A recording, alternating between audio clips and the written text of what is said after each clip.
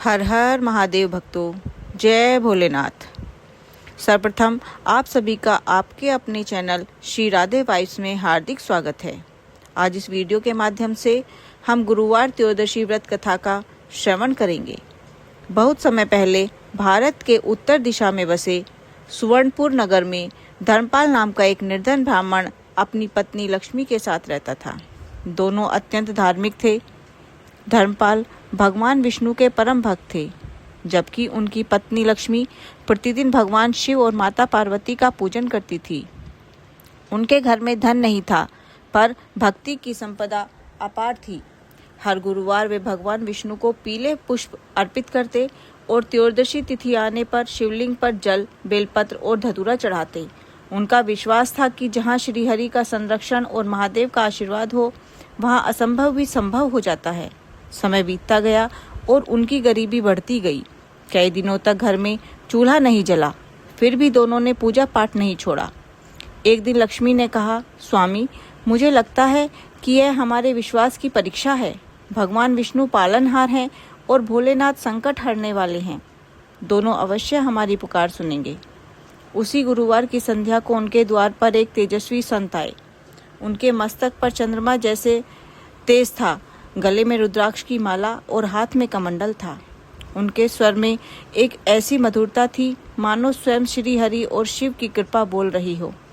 संत ने कहा, जहाँ विष्णु का नाम और शिव का स्मरण साथ साथ होता है, वहाँ दरिद्रता टिक नहीं सकती।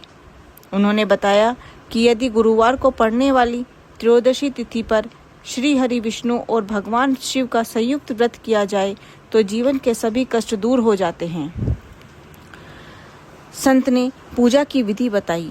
प्रातः स्नान कर पीले और सफेद वस्त्र धारण करें। भगवान विष्णु को हल्दी, चने की दाल, पीले पुष्प और केले अर्पित करें। शिवलिंग पर जल, दूध, बेलपत्र और अक्षत चढ़ाएं। ओम नमो भगवते वासुदेवाय तथा ओम नमः शिवाय मंत्र का जाप करें। दिन भर उपवास रखकर कथा सुने, गरीबों को भोजन कराएं। धर्मपाल और लक्ष्मी ने पूर्ण श्रद्धा से व्रत किया। पूजा के समय लक्ष्मी ने प्रार्थना की, हे नारायण, हे महादेव, हमारे जीवन का अंधकार दूर कीजिए। अगली सुबह आंगन में उन्हें मिट्टी के भीतर एक स्वर्ण कलश मिला। उसमें सोने की मुद्राएं भरी थीं। धर्मपाल समझ गए कि यह श्री हरि की कृपा है और लक्ष्मी बोली, यह महादेव और नारायण का संयुक्त प्रसाद है। उन्होंने उस धन से मंदिर बनवाया, जहाँ एक ओर भगवान विष्णु की सुंदर मूर्ति स्थापित की गई और दूसरी ओर दिव्य शिवलिंग की स्थापना हुई। प्रतिदिन वहाँ शंख ध्वनि और हर हर महादेव का जयघोष होने लगा। नगर के राजा वीरसेन को यह समाचार मिला। उसने स्वर्ण कलश महल में मंगवा लिया। उसी रात उसे स्वप्न में श्री हरि विष्णु शेषनाग पर विराजमान दिखाई दिए और उनके पास भगवान शिव ध्यानमग्न बैठे थे। भगवान विष्णु बोले, राजन, यह धन धर्म के लिए दिया गया है। भगवान शिव ने कहा, अहंकार से प्राप्त वस्तु विनाश का कारण बनती है। राजा भयभीत तो उठा। प्रातः उसने धर्मपाल से क्षमा मांगी और कलश लौटा दिया। फिर उसने स्वयं गुरुवार त्रयोदशी व्रत किया और उसके जीवन में सुख शांति लौट आई। उसी नगर का एक धनी व्यापारी निसंतान था। उसने भी यह व्रत किया। कुछ समय बाद भगवान विष्णु ने स्वप्न में पुत्र का आशीर्वाद दिया और भगवान शिव ने उसके बालक को दीर्घायु का वरदान दिया। शीघ्र ही उसके घर पुत्र जन्मा। एक अभिमानी धनवान इस व्रत का उपहास करता था। उसका व्यापार नष्ट हो गया। जब उसने पश्चाताप कर श्रद्धा से व्रत किया तो श्री हरि ने उसे समृद्धि और महादेव ने उसे मानसिक शांति प्रदान की।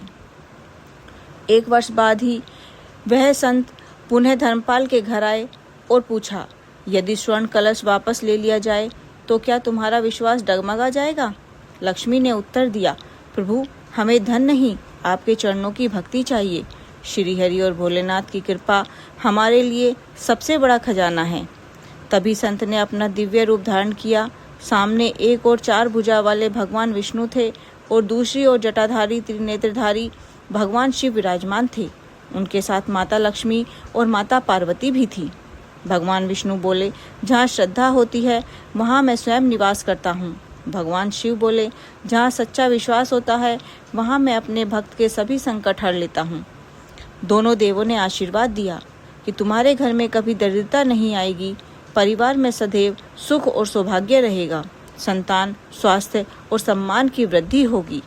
जो भक्त श्रद्धा से यह कथा सुनेगा उसकी मनोकामनाएं पूर्ण होंगी।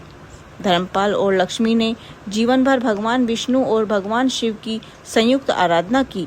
वृद्धावस्था में गुरुवार त्रयोदशी के दिन पूजा के पश्चात दिव्य विमान आया और विष्णु दूत तथा शिवगण उन्हें सम्मान पूर्वक बैकुंठ तथा कैलाश पर्वत की दिव्य यात्रा पर ले गए। इस व्रत को करने से जो भक्त गुरुवार त्रयोदशी को भगवान विष्णु और भगवान शिव का श्रद्धा पूर्वक व्रत करता है उसे धन और समृद्धि प्राप्त होती है, उसके रोग और कष्ट दूर होते हैं और संतान सुख मिलता है, मानसिक शांति और आध्यात्मिक उन्नति होती है, उसके घर में लक्ष्मी और शिव की कृपा बनी रहती है, अंत में मोक्ष का मार्ग प्रशस्त होता है। इस कथा से हमें यह संदेश मिलता है कि श्री हरि विष्णु पालनहार हैं, भगवान शिव संकटहारी और कृपालु हैं। दोनों की संयुक्त उपासना जीवन को संतुलित और सफल बनाती है। श्रद्धा, सेवा और विनम्रता से असंभव भी संभव हो जाता है। तो बोलिए श्री हरि विष्णु भगवान की जय। हर हर महादेव। माता लक्ष्मी की जय। माता पार्वती की जय। गुरुवार त्रयोदशी व्रत की जय। राधे राधे।